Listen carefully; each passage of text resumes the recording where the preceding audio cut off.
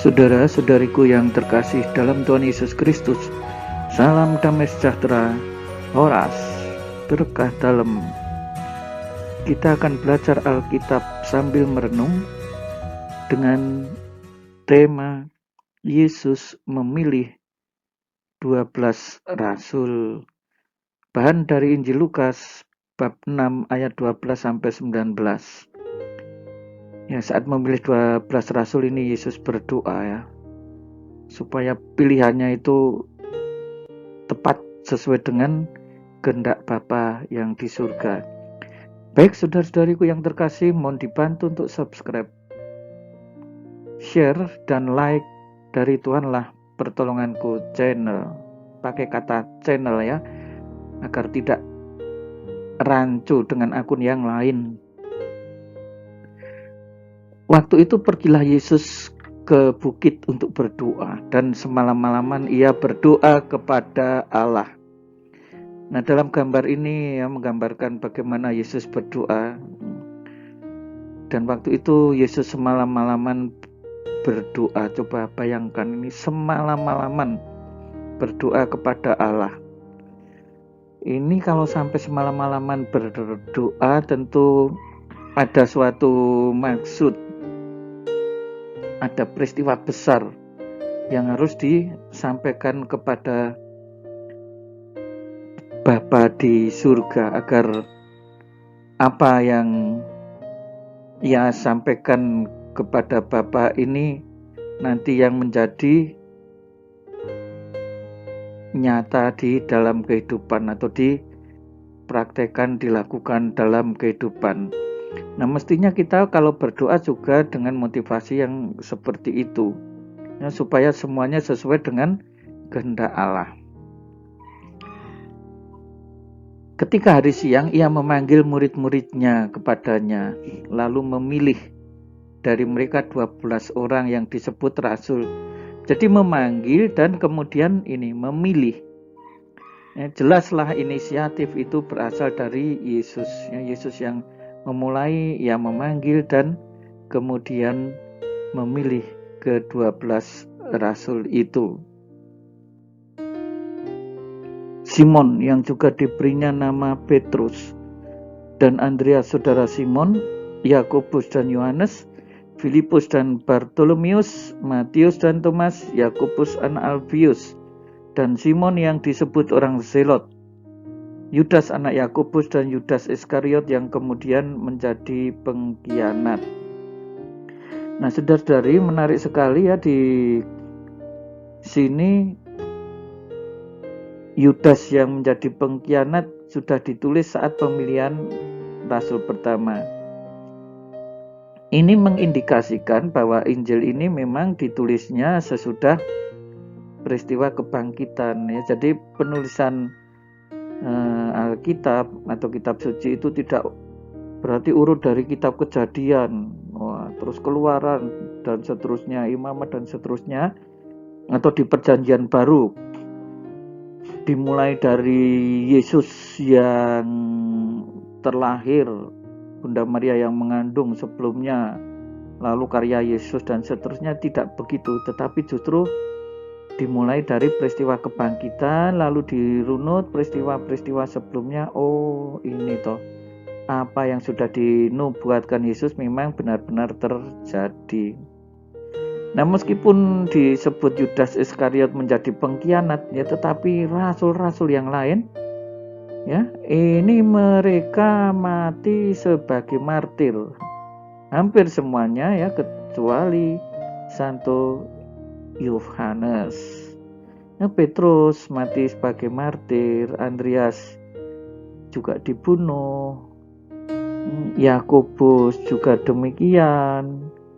Nah, Yohanes sampai umur tua ya, tetapi ia sempat mengalami pembuangan supaya dia mati, namun ya masih digunakan oleh Tuhan untuk menuliskan Injilnya. Bahkan kemudian di pembuangan itu diperkirakan ia menuliskan kitab Wahyu. Nah, sampai mati pada usia lebih dari 90-an tahun. Filipus mati sebagai martir, Bartolomeus, Matius, dan Thomas, semuanya sebagai martir. Ya, kita melihat mereka dipilih ternyata sebagian ya untuk mewartakan Injil dan untuk mati mengikuti Kristus. Hanya Yudas ini yang menjadi pengkhianat. Lalu ia turun dengan mereka, berhenti pada suatu tempat yang datar. Di situ berkumpul sejumlah besar dari murid-muridnya dan banyak orang lain.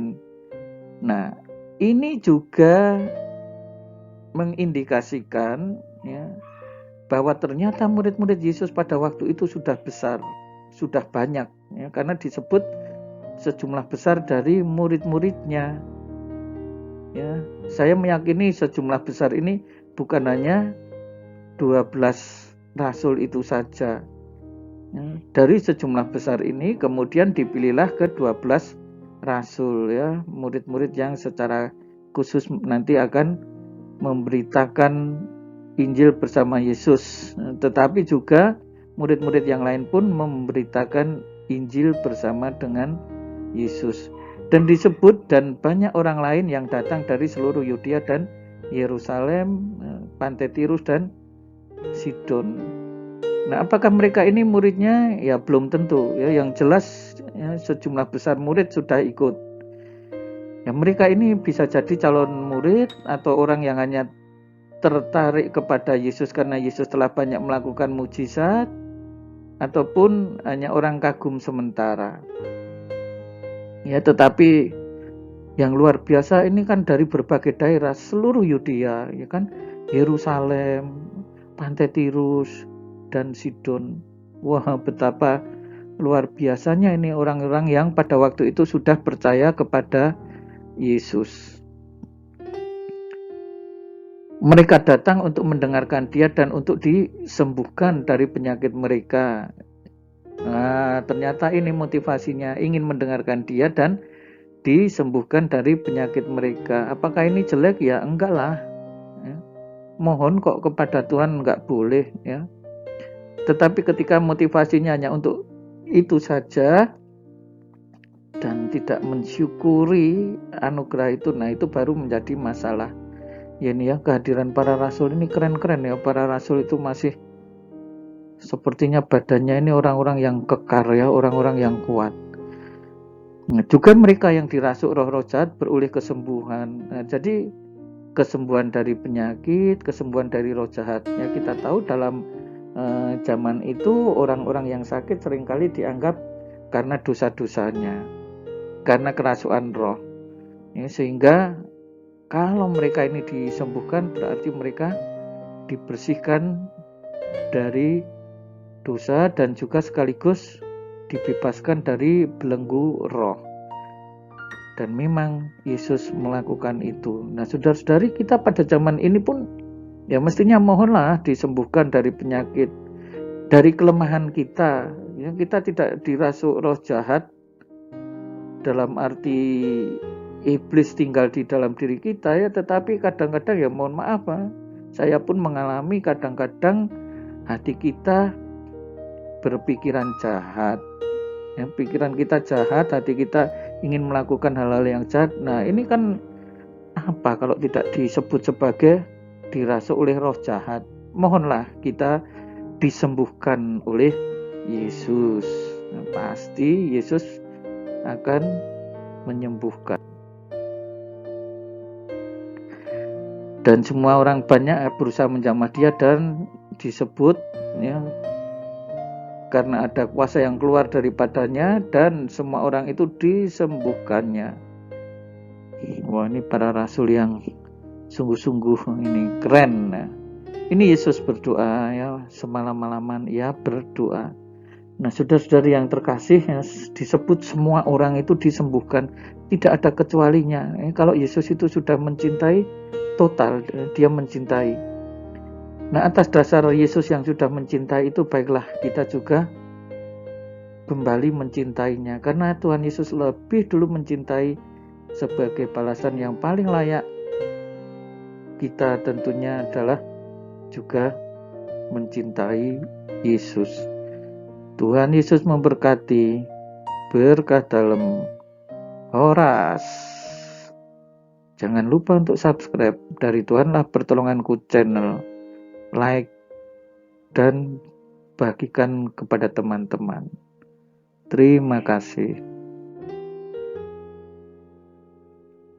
Saudara-saudari sekalian, pekerjaan saudara, aktivitas saudara, keluarga saudara dilindungi dan diberkati oleh Allah yang Maha Kuasa, Bapa dan Putera dan Roh Kudus. Amin.